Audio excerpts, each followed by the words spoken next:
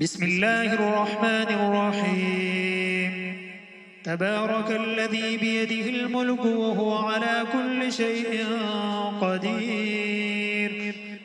الذي خلق الموت والحياة ليبلوكم أيكم أحسن عملا وهو العزيز الغفور الذي خلق 7 سماوات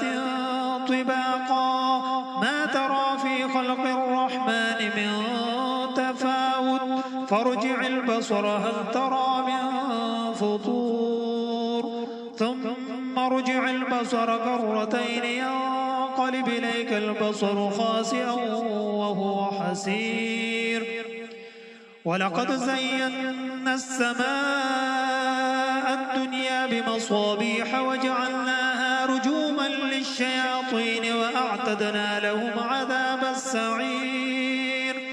وللذين كفروا بربهم عذاب جهنم وبئس المصير إذا ألقوا فيها سمعوا لها شهيقا وهي تفور تكاد تميز من الغيظ كلما ألقي فيها فوج سألهم خزنتها ألم يأتكم نذير قالوا بلى قد جاءنا نذير فكذبنا وقلنا ما نزل الله من شيء إن أنتم إلا في ضلال كبير وقالوا لو كنا نسمع أو نعقل ما كنا في أصحاب السعير فاعترفوا بذنبهم فسحقا لأصحاب السعير إن الذين يخشون ربهم بالغيب لهم مغفرة وأجر كبير وأسروا قولكم أو اجهروا به إنه عليم بذات الصدور ألا يعلم من خلق وهو اللطيف الخبير هو الذي جعل لكم الأرض ذلولا فامشوا في مناكبها وكلوا من رزقه وإليه النشور أأمنتم من في السماء أن يخسف بكم الأرض فإذا هي تمور أم أمنتم من في السماء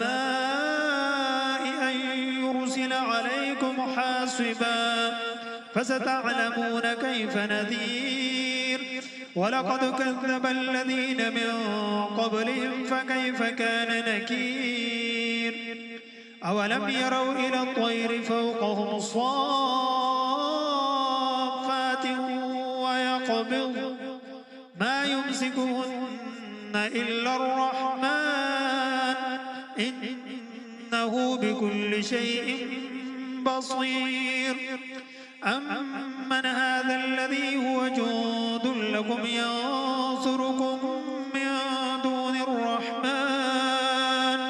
إن الكافرون إلا في غرور أمن هذا الذي يرزقكم إن أمسك رزقه بل لجوا في عتو ونفور أفمن يمشي مكبا على وجهه أهدى أمن يمشي سويا على صراط مستقيم قل هو الذي أنشأكم وجعل لكم السمع والأبصار والأفئدة قليلا ما تشكرون قل هو الذي ذرأكم في الأرض وإليه تحشرون ويقولون متى هذا الوعد إن كنتم صادقين قل إنما العلم عند الله وإنما أنا نذير مبين فلما رأوه زلفة سيئت وجوه الذين كفروا وقيل هذا الذي كنتم به تدعون قل أرأيتم إن أهلكني الله ومن معي أو رحمنا فمن يجير الكافرين من عذاب أليم قل هو الرحمن آمنا به وعليه توكلنا فستعلمون من هو في ضلال مبين قل أرأيتم إن أصبح ماؤكم غورا فمن يأتيكم بماء